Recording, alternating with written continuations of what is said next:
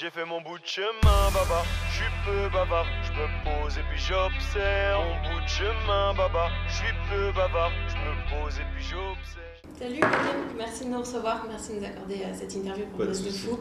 Même si tout s'enchaîne en ce moment pour toi, tant mieux. Tranquille. Tu te lances dans l'aventure d'un premier album solo. Ouais, c'est le premier. Après la folie, l'apogée, les folies section d'assaut. J'en place une pour tout média, le boulot. Aux Champs-Élysées, j'ai dit je vais me balader aux Champs-Élysées.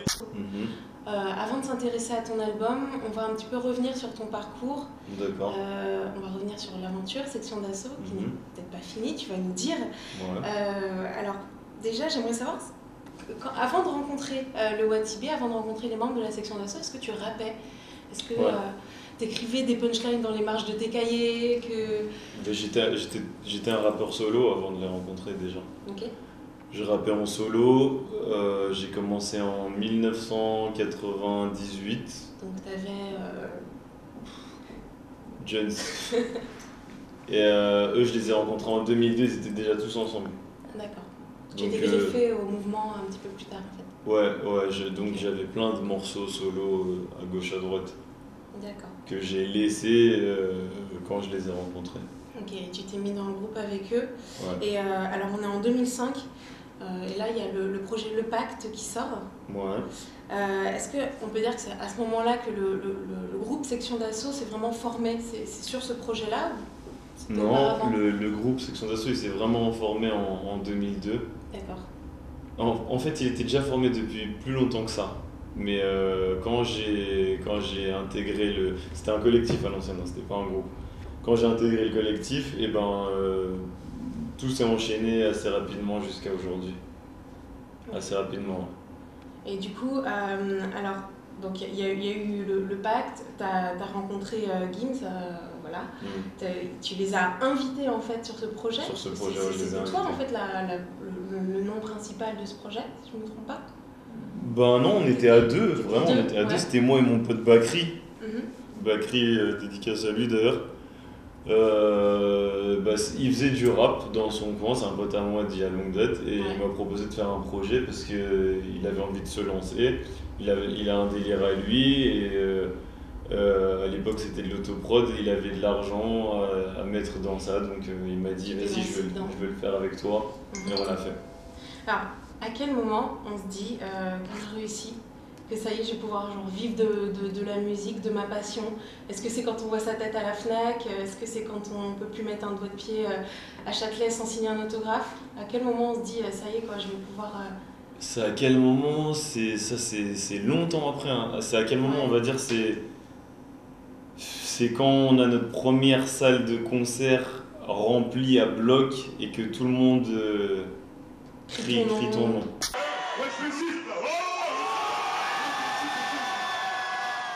C'est à ce moment-là. Là, tu prends une claque un peu. C'est à ce moment-là que tu dis ah ouais, lourd en fait, on va pouvoir jouer, comme on dit, de ça.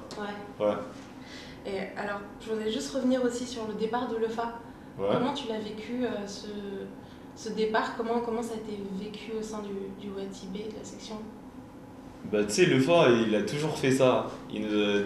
En vrai, depuis que j'ai intégré la section, depuis 2002, il a toujours fait des allers-retours. Même quand moi j'ai intégré la section d'assaut, il était même pas là, je le connaissais pas. Je l'ai connu après. Et donc c'est un truc, on est habitué. D'accord. On se dit pas, là aujourd'hui je me dis pas il va revenir, mais je me dis pas non plus il va pas revenir. En vrai je regarde même pas, il a l'habitude.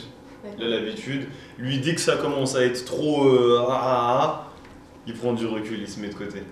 Ok, et du coup, là vous avez vécu 2 années, des années absolument folles avec l'apogée, d'ailleurs défi réussi, je pense que vous l'avez atteint l'apogée. Ouais, avec section, Ouais, du coup, pourquoi à ce moment-là prendre chacun son envol de son côté, au moment où en fait tout explose pour vous? Pourquoi? Parce que c'est le moment. C'est le moment, tu peux pas le faire après. Tu peux pas te lancer une fois que, je te dis n'importe quoi, hein, derrière on ressort un album section d'assaut et il marche moins que l'apogée. C'est bête de se lancer en solo à ce moment-là. C'est mieux une fois que section d'assaut vraiment boum, on a tout explosé, hop. Vous profitez de l'engouement pour Ouais, vous voilà, booster encore on présente plus. les identités. D'accord. Voilà, c'était tout simplement ça. Et le groupe, il en est où aujourd'hui? Vous faites une petite parenthèse, il y a Masca qui prépare aussi son projet. Bah ouais, le groupe il est en pause. Ouais. Il est en pause, chacun il veut dévoiler son monde. Gims l'a fait, super bien. Ouais. 600 000 ventes, magnifique. Moi je suis en train d'arriver derrière. Je dis pas je vais faire 600 000. C'est ce qu'on souhaite. Hein. On espère, mais j'espère faire le maximum. Masca aussi derrière et JR et Doumams aussi ils arrivent Chacun en force. ses projets. Chacun ses projets. Ça marche. Justement, est-ce que c'est un modèle pour toi en fait, le succès de Gims? Ah ouais, clairement, ouais, bien sûr, évidemment. Même si on savait, entre parenthèses, que... Il était extrêmement attendu. Ouais, il était attendu de fou, le talent... Même nous, de toute façon, son album, de ce qu'il a mis dans son album, on a entendu 10 fois pire, donc on savait 1000 fois que ça allait tout exploser, tu vois. Mhm. Donc, ouais, c'est un exemple. C'est un exemple. Et je regarde beaucoup ce qu'il fait. D'accord. Donc voilà. Et d'ailleurs, est-ce qu'il est sur ton nouvel album en featuring? Non. Non, pourquoi? C'est bizarre, mais bon, de base, c'est bizarre ce que je vais te dire, mais de base, je me suis dit, je le mets pas, comme ça je vais prouver tout seul. Après, avec le temps, j'ai dit, bon, vas-y, je vais le mettre. Et lui, il a toujours été chaud, hein. Mais c'est le temps, lui, c'est le temps. Vraiment, le temps, depuis que ça a explosé pour lui, le temps, c'est dur d'en avoir.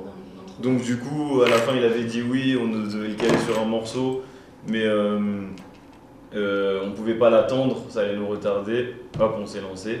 Et je regrette pas parce que de toute façon, Gims, j'ai toujours fait du son avec lui, tu vois, on se connaît. Un prochain album? Ouais, pourquoi pas. Voilà.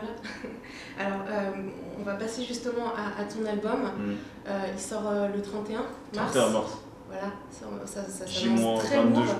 Il y a 19 morceaux, Ouais. c'est énorme, les morceaux sont assez longs en plus. Ouais. Il y a plein d'univers différents, c'est hyper coloré, ça touche à absolument tout. T'es pas que sur du rap, ça c'est hyper intéressant. Ouais.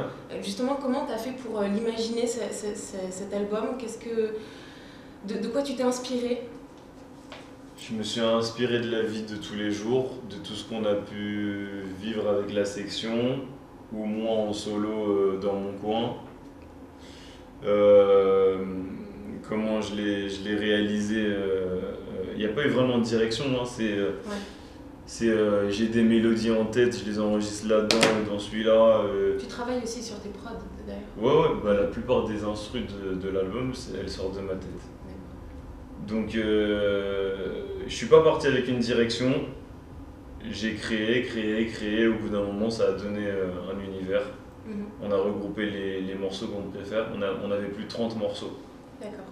J'ai regroupé les morceaux que je préfère avec l'équipe et ça a donné Les Yeux plus gros que le monde. Justement, avec les tournées, les Bercy, les promos pour la section, où est-ce que tu as trouvé le temps de faire un album aussi dense en fait? Bah, c'est là que l'album il naît, c'est en tournée. Je suis dans le car avec tout le monde. Avec Section, il y a tout le temps des idées, ça parle tout le temps de son et ça rebondit tout le temps. Surtout après le succès de Gims, où on se dit on n'a pas le droit à l'erreur, ça travaille non-stop. Ça veut dire que tous les soirs il y avait une mélodie, un texte, une idée, tout le temps. Et je suis pas tout seul dans le délire parce que tout le monde me ramène des idées. Tout le monde, vraiment tout le monde. Du producteur à Axel, à les gens de la section, tout le monde, vraiment tout le monde. Alors on va s'arrêter sur le morceau Madame Pavoshko. Aïe, Madame Pavoshko, non, je suis pas en prison ou à l'hosto. Non, je fais des hits, Madame Pavoshko, et vos gosses me kiffent, Madame Pavoshko. Qui a un succès incroyable sur YouTube, qui fait partie des 3 premiers morceaux que tu as dévoilés. Il y a près de 900 000 vues.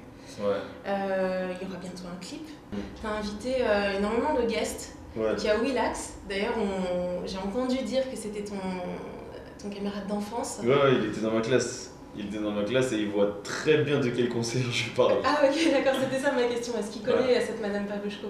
Ouais, il la connaît. On a fait 2 ans ensemble en BEP. Et c'était mon délégué de classe. Et, c'était le chef quoi. Ouais, c'était le chef. Regarde le chef. Donc t'imagines la classe. Et voilà, c'est un pote d'enfance plus ou moins. Et il y a Issa Doumbia aussi. Il y a Issa Doumbia, Il y a Stéphane Bach. il y a Stéphane Bach et il y a Kev Adams. Et Kev Adams. Qu'on est parti. Tout le monde dans le même clip. Tout le monde dans le même clip. Ouais, c'est lourd. Tout le monde, ouais. Un gros kiff. Et après, eux particulièrement, bon, Stéphane Bach, je le connais depuis bien avant qu'il soit connu aussi. Issa, c'est la famille aussi. Et Kev Adams, lui, il est venu nous voir quand on a fait nos Olympias. Et il s'est dévoilé, il a dit je connais tout de Section d'Assaut, je connais tout. Ça, Gims, Black M, je vous kiffe, machin. Et il nous a sorti les Black Shady 1, 2, 3. Ah, je l'ai regardé, j'ai dit toi, t'écoutes Section d'Assaut? Il a dit ouais.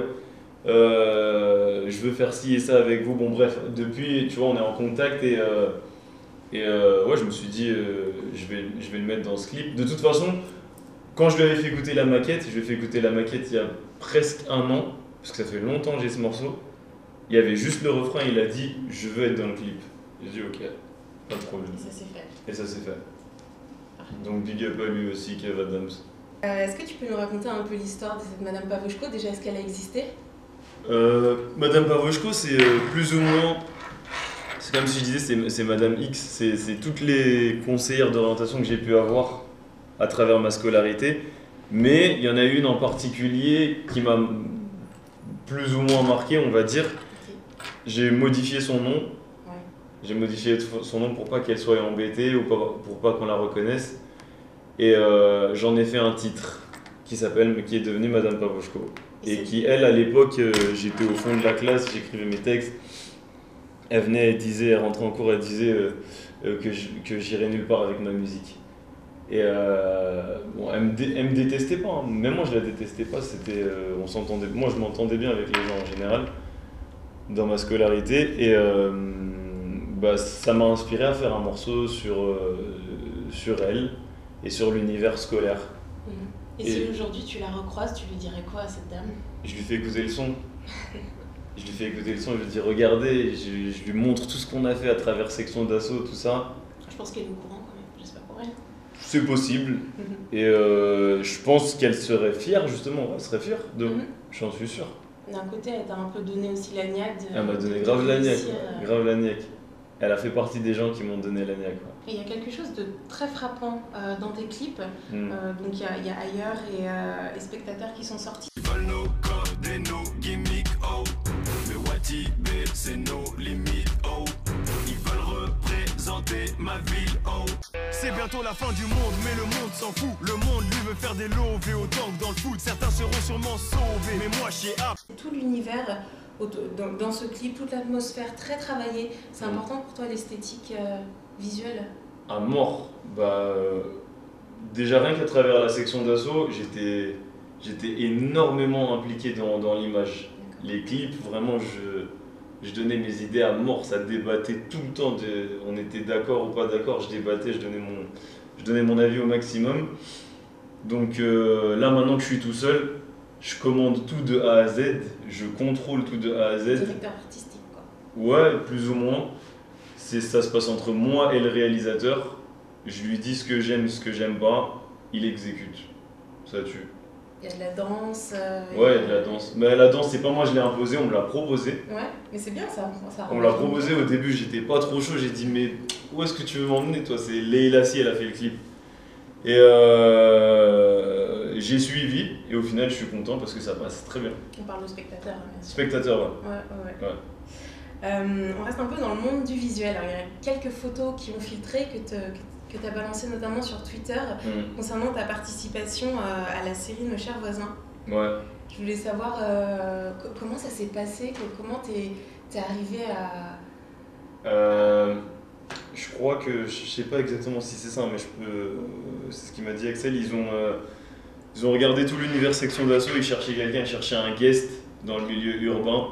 Ils ont regardé l'univers Section, sont tombés sur moi, tout ce que je fais dans mes clips, les mimiques, les gros yeux, ils ont dit... Ils ont aimé le personnage. Ouais, tout simplement. D'ailleurs, il y avait La Fouine qui a participé. Ouais, il y a La Fouine, il a fait ça. Alors, ça t'a donné une petite vocation, envie de continuer dans la Depuis longtemps, je veux autant que le rap, franchement, depuis longtemps, je veux faire du cinéma. Ok. Eux, ils m'ont ouvert une toute petite porte, j'ai plongé entre le petit truc, j'ai dit vas-y, j'y vais direct. Ça, tu t'es éclaté du coup. Ah, c'était mortel. Bon bah écoute, Ouais, j'espère que tu c'était vas violent. continuer. Hein. J'espère aussi. En parlant du succès sur scène de la section d'assaut, on aimerait savoir si tu vas te produire seul, en solo sur scène, s'il y a des concerts de prévus.